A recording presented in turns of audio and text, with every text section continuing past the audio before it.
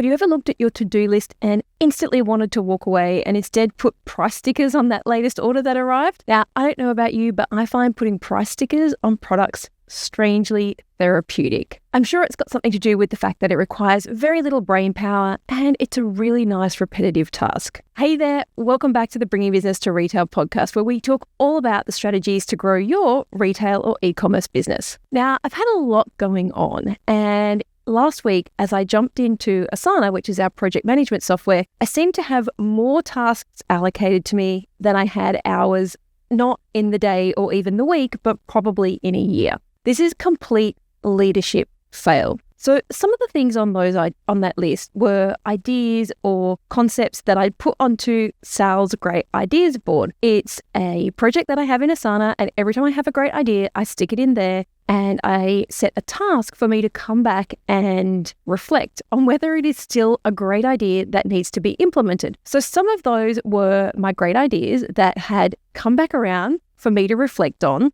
Some were very time-sensitive tasks where the team would be held up if I didn't get my part of the job completed. And then there were my general CEO type tasks. And it didn't take a genius to see that I had been using my project management software as a cranial dumping ground. But instead of jumping in and procrastinating on tidying it all up, I probably could have spent a good 2 hours going through everything, rearranging it into different projects and putting priorities and stuff like that on it. But I decided to do something a little bit different. I turned to ChatGPT. Now, I know that you're probably thinking, well, Sal, isn't using ChatGPT, playing around with ChatGPT, the very definition of procrastinating? Well, no, because I was feeling very overwhelmed and I had a lot on my plate, and I was really struggling in that moment to figure out, what did I really need to work on? And you may have found yourself, sometimes it's the paralysis analysis where you have so many things to do that you just can't work out what needs to be done first. And that's where I was. I needed a sounding board. I needed someone to ask me the really hard questions that I would normally ask myself, or that I would normally ask you. If you were paying me to be your consultant, the kinds of questions I would ask you. So in this episode, I want to share the 4 questions that I asked my own AI-powered version of myself. Yes, really, that helped me break through the overwhelm. And it helped me really get focused and get really clear to prioritize what was on my list that actually was going to move the needle. So let me give you a little bit of a backstory. I've been building out my own ChatGPT. I've called it Sal Talks, and I have been feeding it so much information. I have been feeding it podcast transcripts. I've been feeding it call transcripts from my group coaching calls or calls that I have had with other businesses, so that it starts to learn the way that I think, the way that I speak, and how I tackle problems. Now, I will say, when you build your own GPT and you don't share it, you can click a button that says not to share this information anywhere else. And so don't worry, I haven't been sharing anything with anybody else or even with ChatGPT to be using in the background that could be of a sensitive nature. But what I have found, being in a position where you have to articulate the answers, gives you so much more clarity than just staring at a spreadsheet or your project management software. So if you're feeling overwhelmed, here is what the virtual version of myself would ask you. The first thing it did was, the heading was identify the biggest pain point. And the question, so just to backstory a little bit more, I asked it to ask me a series of questions as if it was Selena Knight, retail strategist, using all of the information that it had at its disposal, and I had listed those things. And I asked it to ask me these questions one by one because I was feeling overwhelmed with too many things on my project management plate. So the first question that it asked to identify the biggest pain point was, what is currently on your plate? And this was a great first question because it forced me to physically list down all of the things that I currently had on my to-do list. And so I jumped into Asana and I saw these dozens of tasks that needed to be done. But by simply being asked this question, what is on your plate, I was able to filter out the stuff that was just noise or ideas or nice to haves. The actual list of what had to be done was a lot less than what I thought. And so by typing this much shorter list out and replying back to ChatGPT, aka myself, it immediately made me less overwhelmed because I had to evaluate and prioritize. And already I started to feel like I could make a plan. So my first tip there would be, if you have a really long to-do list, and we're going to go through some steps and some frameworks and all those kinds of things, as well as the questions that ChatGPT asked me, but simply clarifying what is on your plate, writing it down. What are the personal things that you've got? What are the professional things? Write it all down. Because if you don't have it all listed somewhere, it's much harder to make a plan.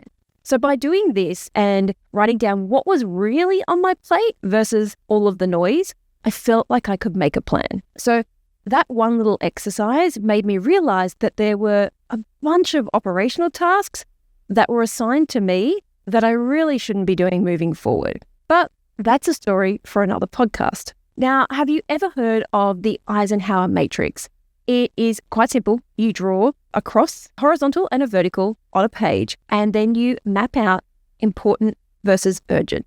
So you have 4 quadrants that you can put tasks into. The first quadrant is important and urgent. So that's something that is critical and time sensitive. Maybe your website is down. You need to fix it. It is important and it is urgent. The next quadrant is important but not urgent. And these are the kinds of things that you should be scheduling into your day or into your week. So maybe it is that you have to sit down and work out your next quarter's marketing plan. The other quadrants, the below the lines, are not important for you to do, but urgent. This is the stuff that you can delegate. Maybe a new product line came in and you don't need to be the one who uploads it to your website. Or maybe it's answering customer support emails. Honestly, the not important for you, but urgent is probably the biggest trap that most people fall into. This is where the procrastinator working quite often comes in, or this is where people default to, because it is really easy to get caught up in the dopamine hit of being busy and ticking something off the list and getting it completed. And I say that because it was the biggest trap for me as well. That's why I'm going through all of this. So far we have important and urgent, those critical things. Next, we have important but not urgent. Those are the things that you're going to schedule. Maybe it is sitting down and doing a marketing plan. And then below that, the not important for you to do but urgent. Things like answering those customer support emails.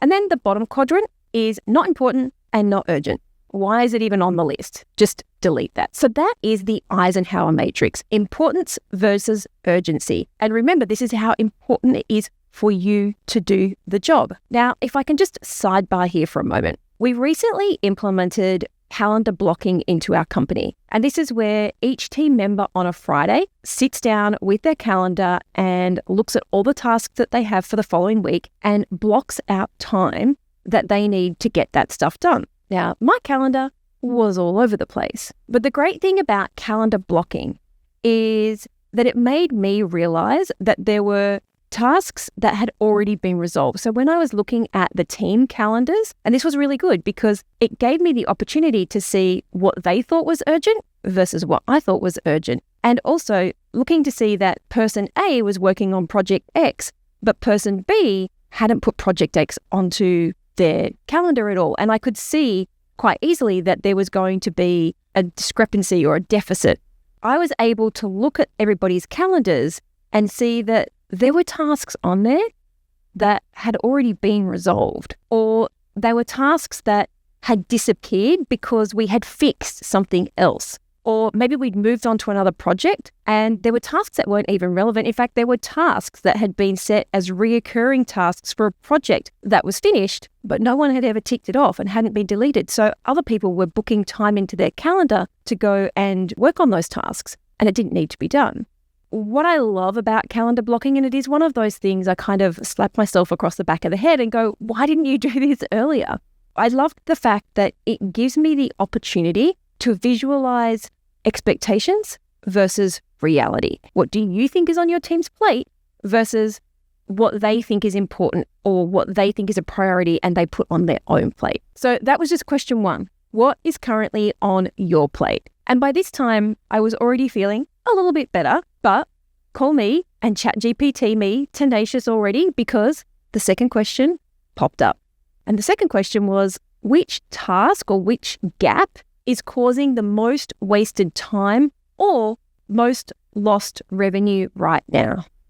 This is such a great question, right? Because time is money. And I had to think about this one a little bit, because everything that was left on my list seemed important and urgent, or important and not urgent. So it was stuff that needed to be done critically or stuff that needed to be scheduled. So harking back to what I just mentioned in the first round of culling, I'd managed to whittle my list down to just the urgent and important and urgent and not important. And so this next question of which task or which gap is causing the most wasted time or most lost revenue helped me narrow down those things that were on my urgent and important list.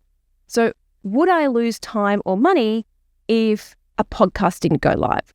Well, not directly, no. It would make me feel a little bit bad, and it might disappoint some of you guys who eagerly wait for the podcast to go live, but it wasn't going to cost me the most amount of time or money if it didn't happen. My next one was, would I lose time or money if I didn't get a speaking proposal finished? Hell yes. That wasn't due straight away, but two things. One, the longer I left it, the longer it would probably take me, because I don't like writing out proposals.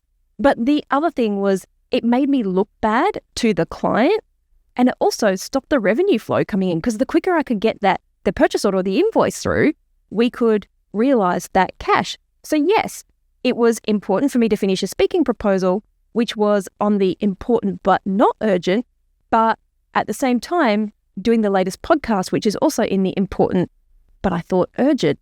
I had to go and have a bit of a think about it. The important quadrants were the ones that and I'm sure many people, get stuck in, because oftentimes it's the stuff that we really don't enjoy doing. That's my important but not urgent. And so it just sits on that list, forever moving down until it becomes a last minute deadline. But asking yourself, is not doing this task going to result in the most wasted time or revenue right now? That is going to help you prioritize. So those two things together, those two questions, that was me in my current state. What's on your plate and what is causing the most wasted time or lost revenue right now? The next two questions, questions 3 and 4, were around future-proofing your business or future-pacing the business. So question 3 was, 6 months from now, which of those tasks would cause the biggest setback if you didn't complete them? ChatGPT, Sal, can you seriously be more badass? Okay, we are now moving into the no-holds-barred territory. And I will remind you that I had asked my GPT, the one that I had built and had loaded up with my information and my coaching sessions, to give an idea of how I work and the questions I would ask. So this was such a me question. And it really comes back to the theory of constraints that our 5 pillars of retail success are built on. These are everything that our scaling methods are built on. And it's how I work with my consulting clients. Essentially, what is the one thing that if you just got it out of the way, a bunch of other problems would disappear? So this question was flipping that concept on its head. And instead of thinking of now, I had to think about 6 months from now. Which meant really assessing where the tasks that I had on my much smaller list, were they in alignment with my 10x is easier than 2x version of myself? So I spent a lot of time reading and researching, and I've taken a lot away from the book 10x is easier than 2x by Dr. Benjamin Hardy and Dan Sullivan. I've mentioned it a few times on the show. And the premise of the book is that when you're just aiming for incremental growth, 2x year on year, everything seems important. And so just like I was finding, it is really hard to identify those things to stop doing. However, 10x goals, they're seemingly impossible. And so they force you outside of your current level of knowledge or your current assumptions, your current thinking patterns. Because when you want to 2x, you find that there are so many little things that you can do to get there. If you want to double your revenue, you just do a little bit of everything more. but there are very few paths and actions that you can take to get you 10x results. So you have to get really granular on where you want to put your focus, your money, your resources, and your time. So back to my list. Were the things that were on there really going to help me 10x? Or had I got sidetracked? And so by now, ChatGPT, Sal, had me list out what's on your plate, identify what is causing the most wasted time or lost revenue, and 6 months from now, out of the tasks that are left, which would cause you the biggest setback if you didn't complete them. Can you see how this is really starting to narrow down my focus? It's really starting to give me just a couple of core things that need to be done. So, still in future pacing mode, question number 4. Looking at where your business is heading in the next 2 years, which task is going to be the most critical to scaling and sustainability? Break it down, ChatGPT, and dig in. So continuing on with that 10x framework, Hardy and Sullivan ask you to identify what are you optimizing for, what are the qualities that you want to develop, and what are the standards by which you measure progress and success. So when you couple that framework with question 4, looking at where your business is heading. And so for me, looking at where the business was heading was the 10x version, not the 2x version. Looking at where my business is heading in the next 2 years, which task is going to be the most critical to scaling and sustainability. Now, just a side note here, when I'm talking about sustainability, as much as I love the environment, we're talking about sustainability of the business. So how many of these things are sustainable to continue doing? So it really made me reassess that 6-month list and reflect on where those things stood in relation to my 10x plan. Were the tasks on this list in line with what I was optimizing for and what I wanted the company to be known for? Lots of moments with this ChatGPT little interrogation of myself. So once I had that list, I was only then able to go back to my calendar and look at the list, look at my calendar and decide where did they slot in. And then I had to look at what resources did I truly need to do them well. Because I have a habit of underestimating how much time things will take and how many resources they will need. So one of these exercises for me is really digging in and saying, okay, we did some time tracking. How long does this thing take? And then blocking that out. What other resources am I going to have to assign to this project in order to be able to get it to where it needs to be for us to move the business forward? And so for me, this is the deep work. And that deep work is important, but it can be often overlooked when something way more urgent comes up. So for me, the deep work is the strategy. It is looking at the 2-year, the 5-year, the 10-year plan and looking at our 10x goals, asking those questions. What do we want to be known for? What do we need to do to get there? How are we going to measure success and progress? These are the kinds of things that we don't tend to put time in our calendar for because it is really easy to fall into the trap of busy work. But the reality is if you don't take the time to do that deep work, then all that ends up happening is you just keep running on the hamster wheel of hope because you're so busy trying to get everything done. You have to slot time into your calendar for that big picture thinking and for that deep work. So don't fall into the busy work trap. Take your time and look at these questions. And if you're feeling overwhelmed, ask yourself those 4 questions. What's on your plate right now? Write them down. Out of those tasks, which one is going to cause you the most lost time or most lost revenue? The next one, 6 months from now, which one is going to cause the biggest bottleneck? And then the last one, looking at your 10x goals or looking at where you want to be in 2 years, which one of those is the most critical to help you scale and to make your business more sustainable in the future? So that's it, guys. I really hope that you've gotten value from this podcast. I've taken some advice from my mentors about how documenting your journey is so valuable to the people that you serve, rather than just creating content for the sake of it. And whilst I really do believe that there is a time and a place for episodes that focus on things like the 4 ways to segment your email list, those kind of more process-driven episodes, they are valuable And maybe some of them are even more trending. But when I hear someone that we're working with saying, hey, Sal, I'm struggling with this problem, or I'm having a problem with my team member, or these are the roadblocks and obstacles that are coming up in my own personal journey to scale, then if you're listening here, you've either been in the same boat or you might hit that boat in the future.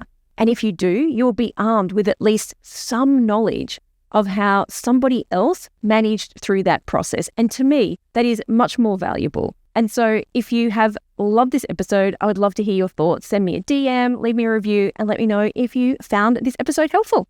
Alrighty, I'll see you on the next episode.